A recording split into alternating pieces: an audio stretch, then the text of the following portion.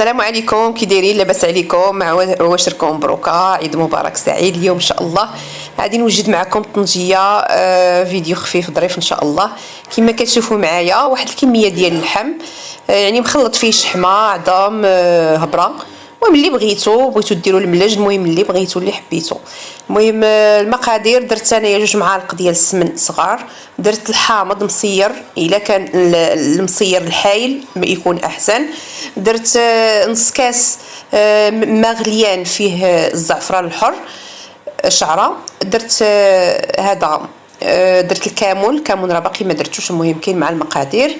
صافي هادشي اللي كاين في المقادير. المهم الطريقه البنات انا درتها الطريقه ديالي، يعني من راسي. خديت هذاك السمن والزعفران والحامض وداكشي، شرملته بحال شرملت داك اللحم، يعني كله دهنته بهذيك الشرموله من الاحسن. يعني عجبتني الصراحه الطريقه. ثومه، كموسه ديال الثومه، يعني النص حكيتو والنص عادي نرميه هكاك. هانتوما البنات كما كتشوفوا. وعندي نص كاس ديال زيت الزيتون كديريه هو الاخر.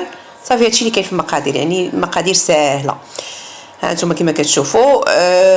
شويه حكيتو والنص الاخر خليتو هكاك صاين.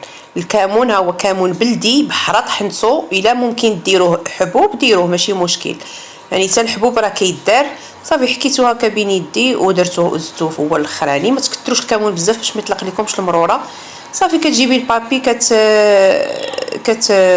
كتغطيها، كتعقديها بهذا الحبل هذا، ولا خيط ديال الطبخ ولا اللي بغيتي. المهم زيري عليها مزيان باش ما يدخلهاش، باش تكون رايمه مزيان كما كتشوفوا في الفيديو. وعادي نعاود من فوقو بابي الومنيوم من الفوق وزيري مزيان، يعني حاولي تزيري مزيان باش ما المهم حاولوا تختاروا البابي يعني المزيان. صافي كتعاودي من فوقو بابي الومنيوم صافي، وكتديريها فوق الفخر. انا الصراحه واحد الطريقه كانوا قالوا لي ديال البوطه ديريها فوق البوطه، ما كتنجحش البنات. ما تجربوش طنجيه فوق البوطه، ما كتنجحش. علاش؟ هما قالوا لي بنت الرماد، لانها بنت الرماد فعلا. يعني الطنجيه كدار في الرماد، كطيب في الرماد، ما كطيبش فوق البوطه. فوق البوطه غادي تحرق لك، غادي تلصق وعاد تحرق. كاينه الطريقه ديال الطنجيه في الكوكوط حتى هي كتجي زوينه. المهم البنات كندير الفخر وكان يشد عليه غير مع الجناب، يعني ما كديريش تحتو. صافي كيبقى يعني كتبقى النار غير مع الجناب. المهم البنات انا كنصحكم الصراحه تجربوها. الحاجه فاش كتصاوبيها بيدك يعني كتكون عندها واحد الحلاوه، وكنتمنى يعجبكم الفيديو. ومره كتحركيها، مره كتقلبيها، يعني داك اللحم اللي الفوق كيرجع لتحت، ومره كتقلبيها، ما تغفليش عليها باش باش يطيب كلشي اللحم في خطره واحده.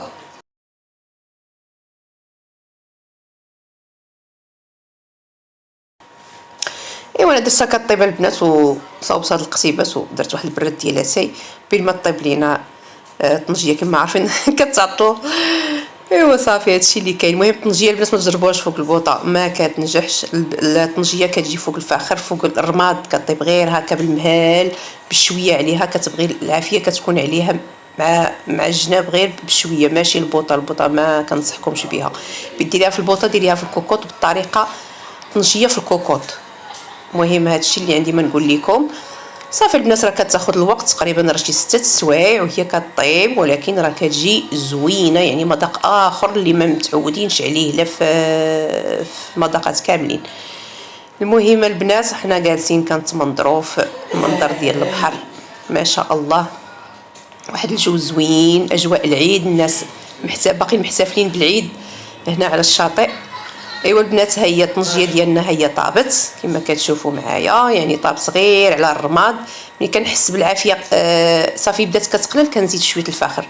صافي البنات هما كما كتشوفوا راه جات زوينه، جات معلكه، اللحم طايب مزيان. المهم ان اللحم طايب مزيان، وهذا هو المهم، والبنه بطبيعه الحال. يلا البنات كنشكركم، وما تنساوش الجاي من الفيديو، وتبارك الله عليكم، وعيد مبارك سعيد، وشكرا لكم بزاف والى اللقاء الى فيديو اخر. قد الطنجيه قد سيدي الطنجيه يا اللي مفتوح عليه الشاهيه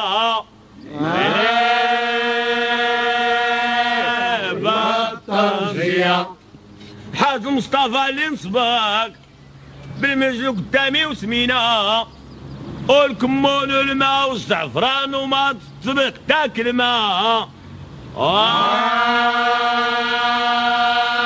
مع الطنجية دوك اللي بيصوروك زازير الوثائقية ولاد الرضا مصير السمنت يزيدها الدا الكمون يغسل المعدة والزعفران يغسل الكبدة والفرنات